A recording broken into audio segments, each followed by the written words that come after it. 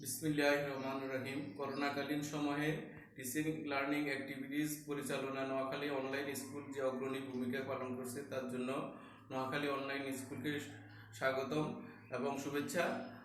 Noakhali online school আসলে শিক্ষার্থী এবং শিক্ষকদের মাঝে সেতু বন্ধন রচনা করেছেন। অষ্টম শ্রেণীর শিক্ষার্থী, কিন্তু আজকে আমি তোমাদের মাঝে গণিত বিষয়ে একটা ক্লাস নিয়ে উপস্থিত হয়েছি। আমি মোহাম্মদ জয়নাল আবেদিন, সহকারী প্রধান শিক্ষক, নারায়ণপুর আর কে উচ্চ বিদ্যালয়। অষ্টম শ্রেণীর শিক্ষার্থী যে যেখান থেকে আমার ক্লাস দেখছো সবাইকে আন্তরিক অভিনন্দন ও শুভেচ্ছা। আজকে আমি অষ্টম শ্রেণীর একাদশ অধ্যায়ে তথ্য উপাত্ত বিষয়ে একটা ক্লাস নিয়ে তোমাদের মাঝে উপস্থিত হয়েছি।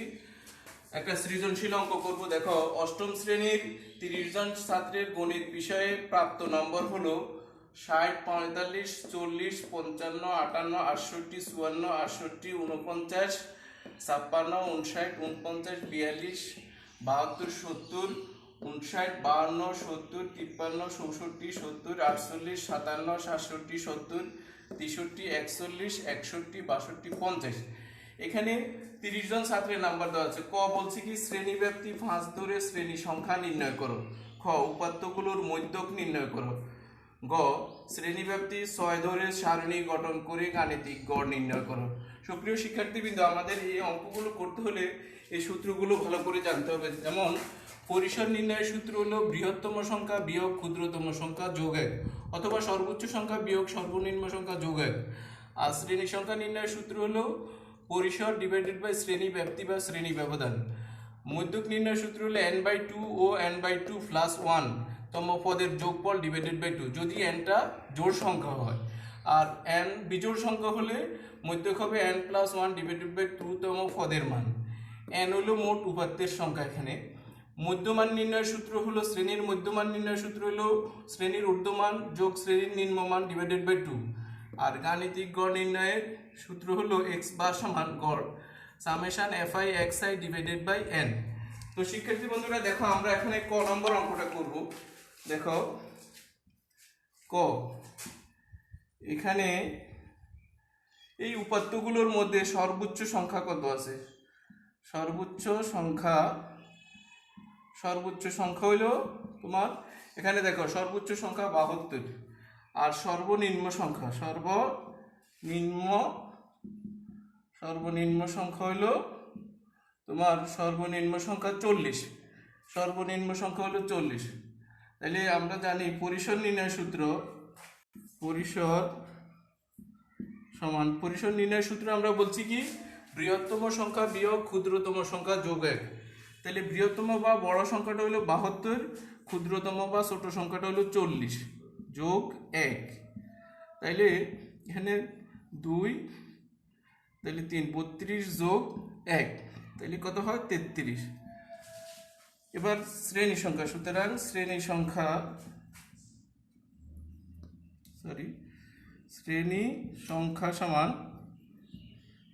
সংখ্যা নির্ণয়ের সূত্র হলো, দেখো শ্রেণী সংখ্যা নির্ণয়ের সূত্র হলো পরিসর ডিভাইডেড বাই শ্রেণী ব্যাপ্তি।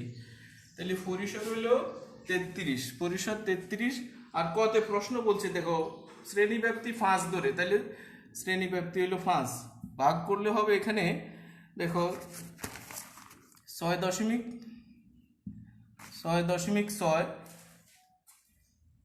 বা আমরা এটাকে যদি পূর্ণ সংখ্যা লিখি তাহলে 7 লিখতে পারি। তাহলে আমরা সূত্র ভালো জানতে হবে, কেমন? তাহলে সর্বোচ্চ সংখ্যা 72, সর্বনিম্ন সংখ্যা হলো 40, আর পরিসর হলো বৃহত্তম সংখ্যা বিয়োগ ক্ষুদ্রতম সংখ্যা যোগ 1, তাহলে 32 যোগ 1 33। আর শ্রেণী সংখ্যা নির্ণয়ের সূত্র হলো পরিসর ডিভাইড বাই শ্রেণী ব্যাপ্তি। তাহলে পরিসর পেলাম 33, আর শ্রেণী ব্যাপ্তি বলছে 5, তাহলে ভাগ করলে 6.6 বা 7 এর কাছাকাছি। এখন আমরা খ নম্বর অঙ্কটা করবো। দেখো খ নম্বর অঙ্কটা,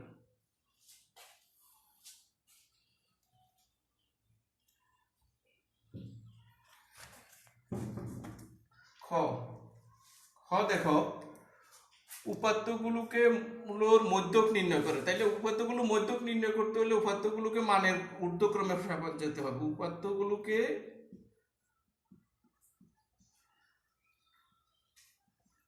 মানের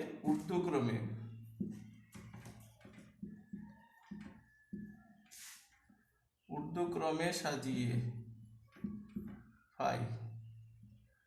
তাহলে ঊর্ধ্বক্রমে সাজাইলে দেখো 40, 41, 42, তারপরে 45, 48, 49, 49, এরপরে হলো 50, 52, 50, 52, 50, 52, 53, 54, 53, 54, 55, 56, 57, 57, 57, 58, 59, 59 দুইবার আছে, 59, 59, তারপরে 60, 61, 62,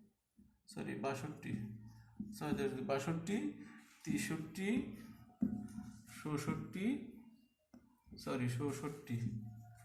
67, 67, 67, 68, তারপর 70 তিনবার, 70, 70, 70, আবার 70, 70, এরপর হলো 72।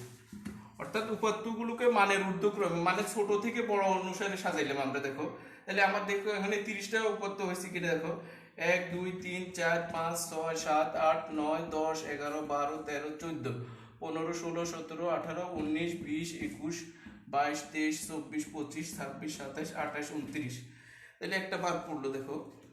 আবার দেখো 40, 41, 42, 45, 48, 49, 49, তারপরে 50, 52, 53, 54, 55, 56, 55, 56, 57, 58, 59, 59,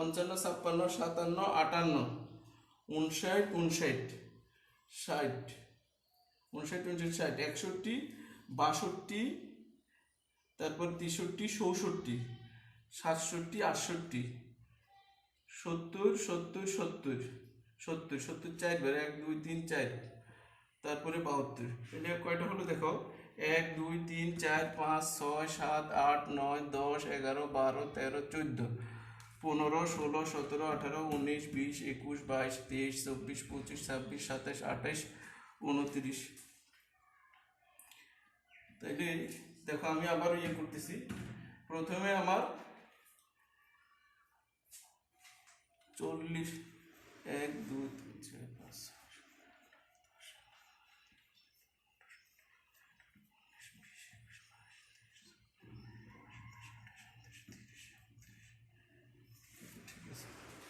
আবার আমরা দেখি 40, 41, 42, 45, 48, 49, 49, 50, 52, 53, 54, 55, 56, 57, 58, 59, 59, 60, 61, 62, 63, 64, 67, 68, 68, সরি এখানে 68 আরেকটা 68 রয়েছে, 68। কেমন? এটা খুব খেয়াল করে করতে হবে। দেখো একটা কোথাও বাদ গেলে এখানে সমস্যা হয়ে যাবে। তাহলে আমরা উপাত্তগুলোকে মানের ঊর্ধ্বক্রমে সাজাইলাম। এখানে এখানে মোট উপাত্ত সংখ্যা, মোট উপাত্ত সংখ্যা n সমান 30, যা জোড় সংখ্যা।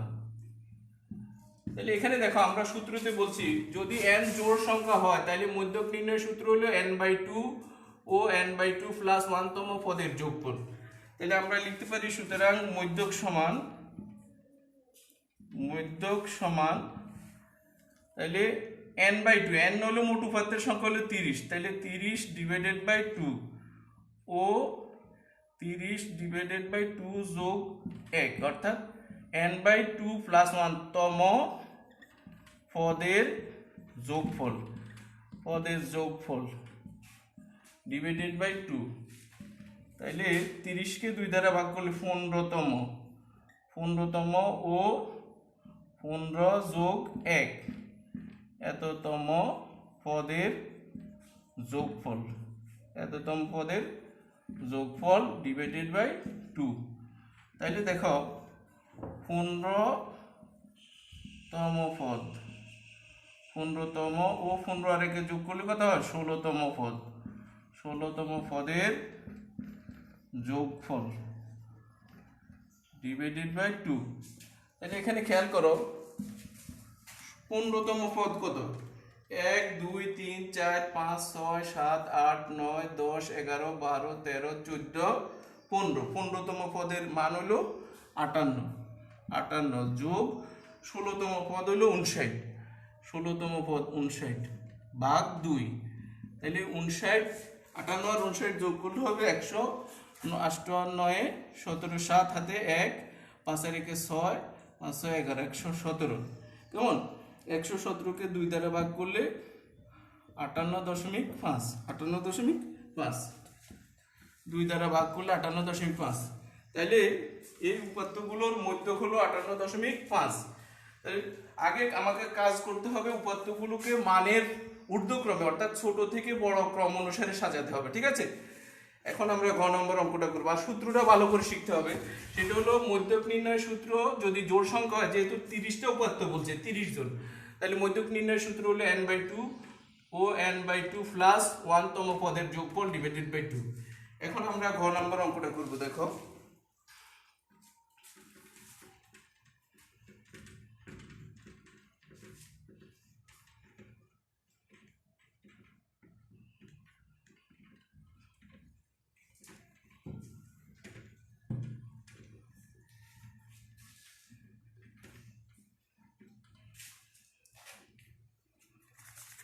গ নম্বরটা বলছে শ্রেণীব্যাপ্তি 6 ধরে সারণী গঠন করে গড় নির্ণয় করতে হবে। ঠিক আছে, তাহলে এখানে আমার কাজ করতে হবে। দেখো গ নম্বরটা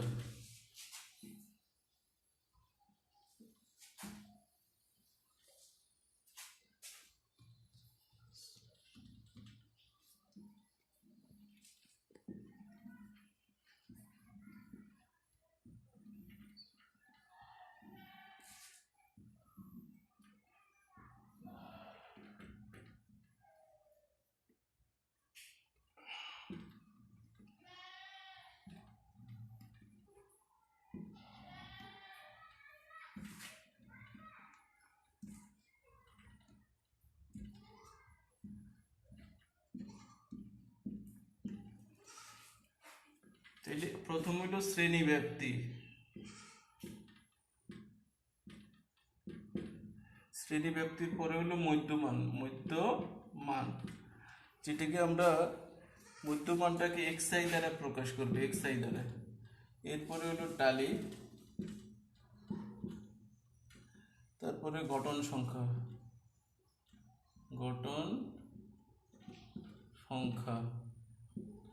গঠন সংখ্যাকে fi দ্বারা, গঠন সংখ্যাকে fi দ্বারা প্রকাশ করি। এরপরে এখানে fi গুণন xi, অর্থাৎ গঠন সংখ্যা গুণন মধ্যমান।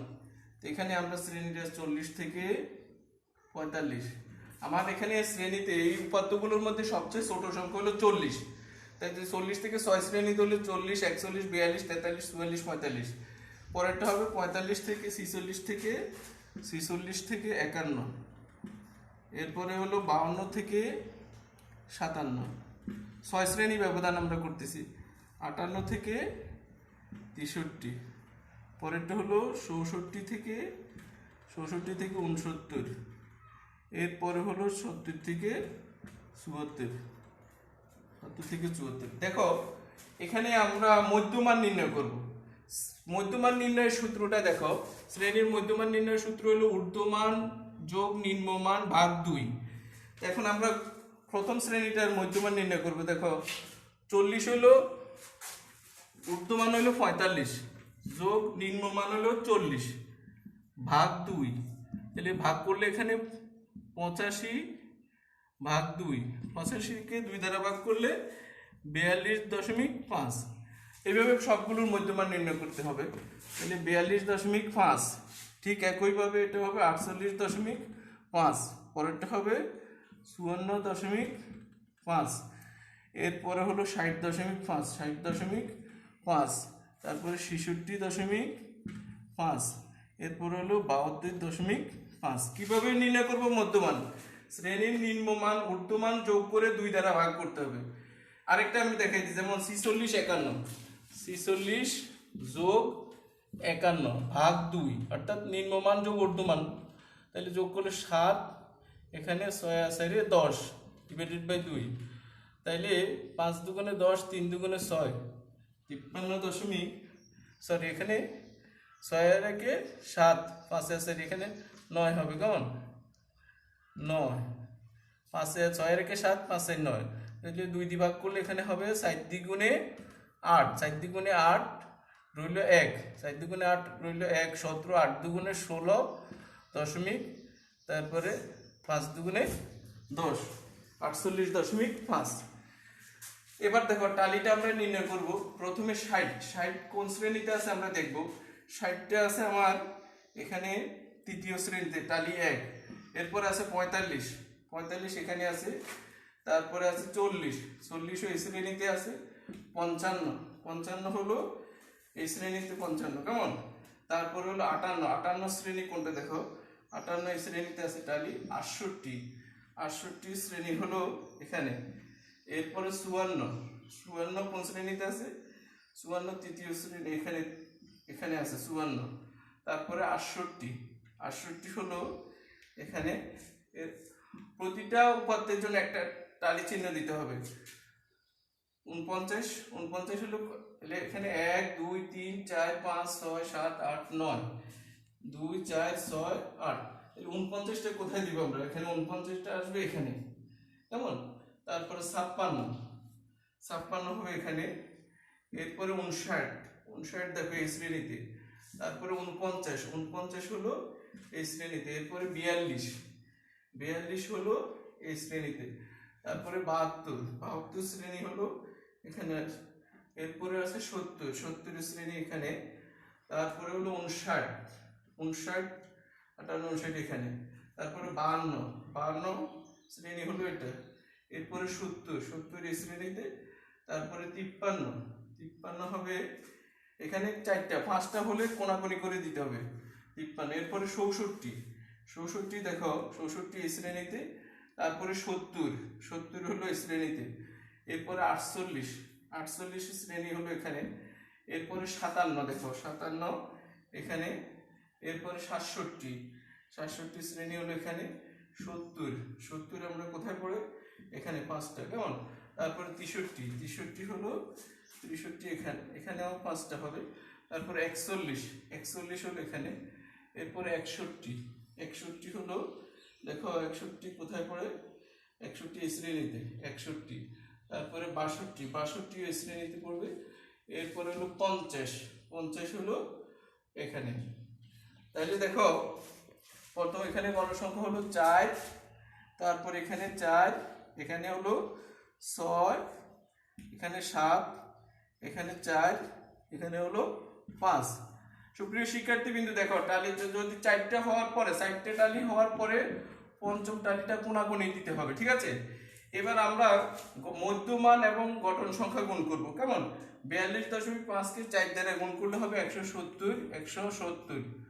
42.5কে 4 দ্বারা গুণ করলে 48.5কে 4 দ্বারা গুণ করলে হবে 194। তোমরা ক্যালকুলেটরে হিসাব করতে পারো। এরপরে হলো 54.5কে 6 দ্বারা গুণ করলে হবে 327। তারপর 60.5কে 7 দ্বারা গুণ করলে হবে 423.5। এরপরে আমার 66.5কে 4 দ্বারা গুণ করলে হবে 266।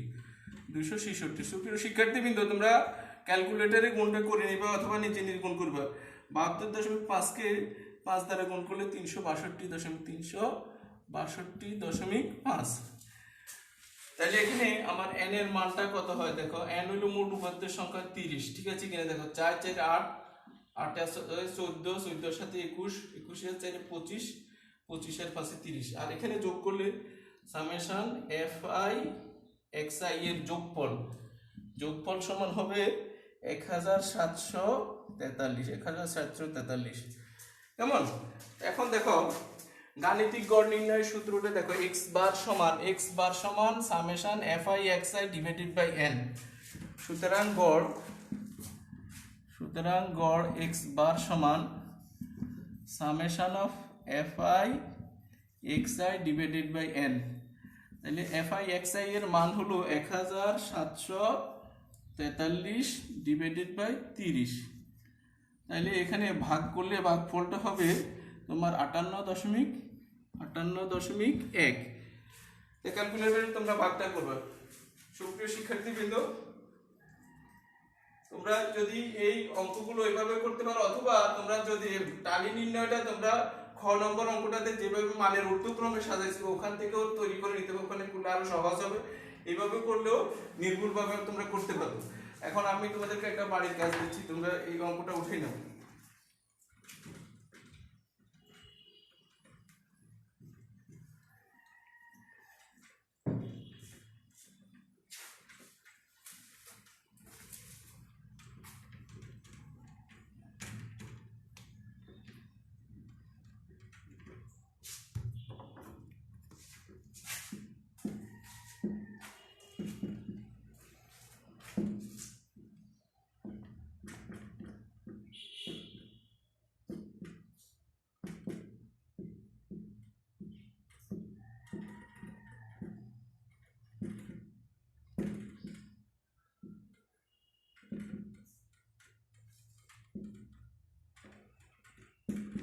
সপ্তম শ্রেণীর 26 জন ছাত্রের বাংলা নম্বর দেখো, 42, তারপরে আছে 74, 46, 51, 77, তারপরে 63, এরপরে হলো 42, 62, তারপরে 65, এরপরে হলো 76, 50, 72, 85, 57, 62, তারপরে 47, 53, 82, এরপরে হলো 68, 75, 42, 77, 88, 43, 59, 68। দেখো 1 2 3 4 5 6 7 8 9 10 11 12 13 14 15 16 17 18 19 20 21 22 23 24 25 26। 26টা উপাত্ত ক বলছে, দেখো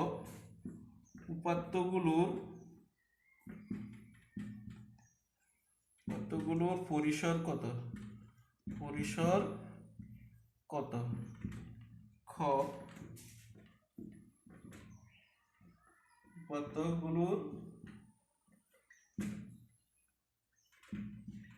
মধ্যক নির্ণয় করো, মধ্যক নির্ণয় করো। গ 10 শ্রেণী ব্যবধানে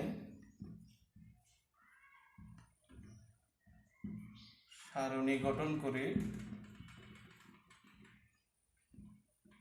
করে গড় নির্ণয় করো। সুপ্রিয় শিক্ষার্থীবৃন্দ, আমরা ভালো করে এই সূত্রগুলো ভালো করে শিখতে হবে। দেখো এই সূত্রগুলো যদি আমরা ভালো করে শিখি তাইলে যে কোনো উপাত্ত যেভাবে দেওয়া থাকে কম বিন্যস্ত উপাত্তের আমরা গড় মধ্যক প্রচুরক গড় মধ্যক নির্ণয় করতে পারবো। শ্রেণীর মধ্যমান নির্ণয় বা যে কোনো গাণিতিক গড় নির্ণয় অথবা শ্রেণী সংখ্যা অথবা পরিসর নির্ণয় আমরা ভালোভাবে করতে পারবো। তোমরা অবশ্যই সূত্রগুলো ভালো করে শিখবে এবং বাসায় চেষ্টা করবে। যে কোনো সমস্যা তোমরা স্যারের সাথে যোগাযোগ করবা। সবাইকে নোয়াখালী অনলাইন ক্লাসের শুভেচ্ছা জানিয়ে আজকের মতো এখানে শেষ করলাম। আল্লাহ হাফেজ।